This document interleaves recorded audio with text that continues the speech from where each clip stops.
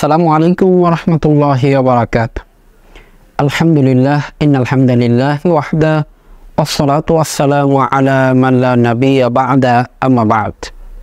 প্রিয় বন্ধুগণ, আমরা যখন রাস্তায় চলাফেরা করি, রাস্তার কোন পাশ দিয়ে হাঁটবো এ ব্যাপারে কি কোনো শরীয়তের দিক নির্দেশনা রয়েছে?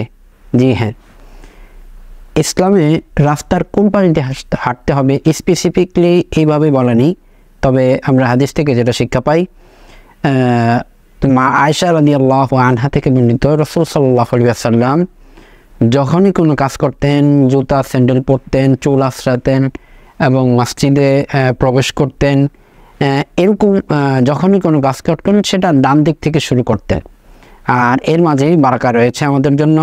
তো আমরা যখনই কোনো কাজ করব অবশ্যই ডান দিক থেকে শুরু করব এবং রাস্তা দিয়ে চলাচল করার জন্য আমরা ডান পাশ ব্যবহার করব।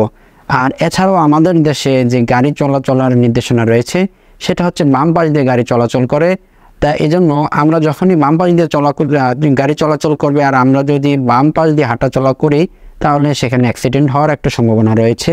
তো আমরা এক্ষেত্রে আমরা ডান পাশ দিয়ে চলাচল করব, এতে করে অ্যাক্সিডেন্ট হওয়ার সম্ভাবনা খুবই কম হবে ইনশাআল্লাহ। আল্লাহ সুবহানাহু ওয়া তাআলা আমাদেরকে তৌফিক দান করুক। আল্লাহুম্মা আমিন। সুবহানাকাল্লাহুম্মা বিহামদিক আশহাদু আল্লা ইলাহা ইল্লা আনতা আস্তাগফিরুকা ওয়া আতুবু ইলাইক। আসসালামু আলাইকুম ওয়া রাহমাতুল্লাহি ওয়া বারাকাতুহু।